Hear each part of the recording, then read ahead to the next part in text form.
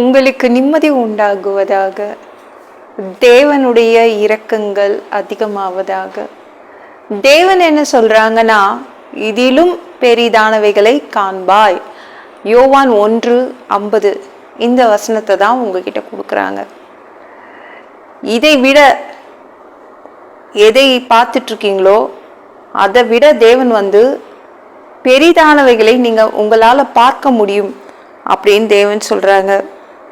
வாழ்க்கையில வேற எதையும் பார்க்க முடியாது, என் வருமானம் இவ்வளவுதான், என் வாழ்க்கை இதுக்கு மேல வேற எதையும் பார்க்க முடியாது அப்படின்னு சொல்றீங்களே, அப்பேற்பட்ட உங்களை பார்த்து தான் சொல்றாங்க, இதை விட நீங்க பெரிதானவைகளை பார்ப்பீங்க அப்படின்னு சொல்றாங்க.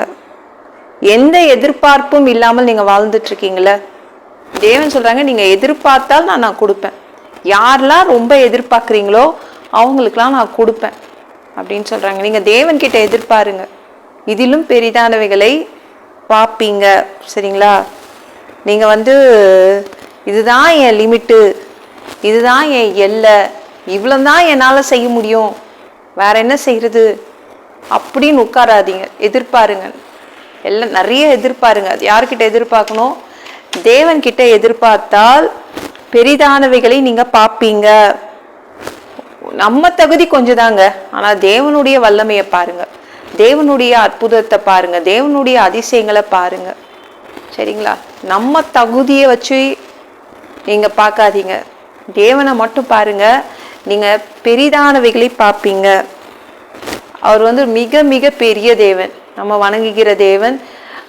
அவரது சிங்காசனம், அவர் உட்கார்ந்தா அதுதான் வானம், அவருடைய கால் வைக்கிற இடம்தான் பூமி. அப்பேற்பட்ட பெரிய தேவன், அவரால் செய்ய முடியும். நிறைய எதிர்பாருங்க. சரிங்களா? ஐயோ நான் எதிர்பார்க்காமையே இருக்கிறேன், நம்ம விரலுக்கேற்ற வீக்கம் போதும் அப்படின்னு நான் நினைக்கிறேன். இல்லை இல்லை, எவ்வளோ வேணா எதிர்பாருங்க, ஆனால் தேவன் கிட்ட எதிர்பாருங்க. மனிதர்கள் கிட்ட எதிர்பார்க்காதீங்க, உங்ககிட்டயே எதிர்பார்த்துக்காதீங்க. தேவன் கிட்ட நீங்க எதிர்பார்த்தீங்கன்னா எல்லாம் கிடைக்கும்.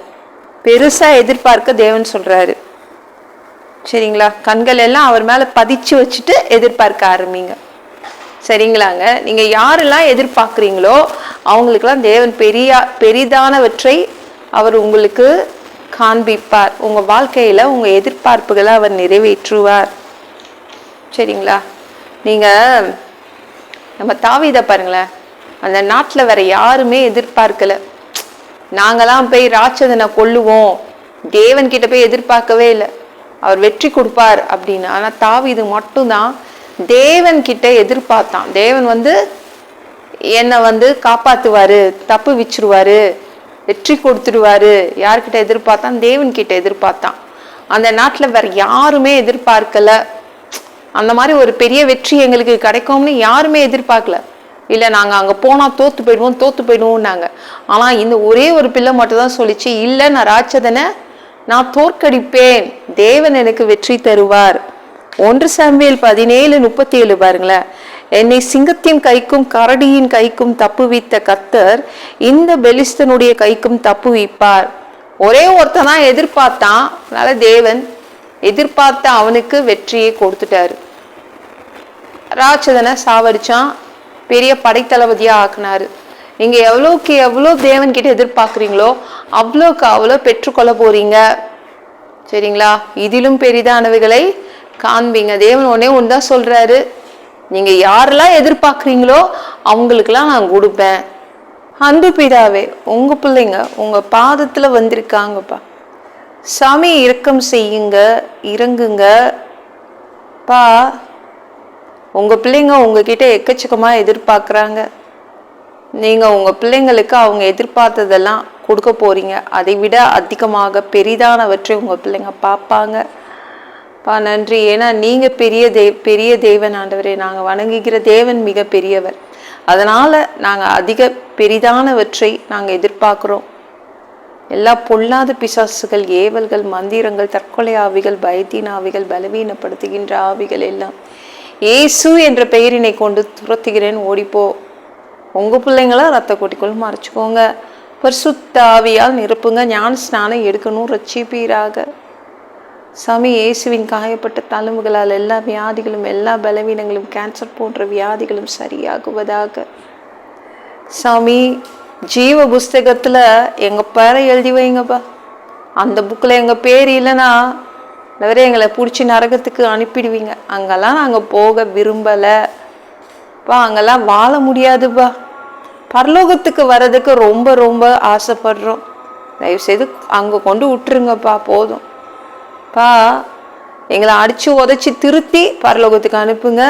உங்கள் திரு ரத்தத்தை கொண்டு கழுவப்படாத பாவங்களை கழுவி எங்களை பரலோகத்துக்கு அனுப்புங்கப்பா. எந்த ஒரு நொடி 2வது தடவை இந்த பூமிக்கு வருவீங்கன்னு நாங்கள் காத்துட்ருக்கோம். இயேசுவை வணங்கி வணங்கி காத்துட்ருக்கோம். பரிசுத்தமாக வாழ்ந்து வாழ்ந்து காத்துட்ருக்கோம். அந்த ஒரு நொடி உங்களுக்கு ஒப்பான ஒரு உடம்பு கொடுப்பீங்க. அதை பெற்றுக்கொண்டு மறுரூபமாகி தேவதூதர்கள் மாதிரி பறந்து உங்களை பார்க்க மதியவானத்துக்கு வருவோம்.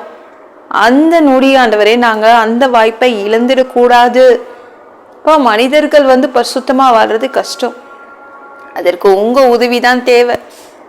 இப்போ அந்தி கிறிஸ்து ஆட்சியில் எங்களை விட்டுட்டு போயிடாதீங்க. 7 வருடம் பேய் நடத்தும் ஆட்சியில் எங்களை விட்டுட்டு போயிடாதீங்க. 3வது தடவை கூட இந்த பூமிக்கு வருவீங்க. 1000 வருடம் இந்த பூமியை ஆட்சி செய்வீங்க. அந்த பொற்காலத்தை பார்க்க ஆசைப்படுறோம். எங்களையும் கூப்பிட்டுக்கோங்க. எல்லாவற்றையும் ஒப்பு கொடுக்குற இயேசு மூலம் கேளும் பிதாவே, ஆமென். நாளைக்கு பார்க்கலாம்.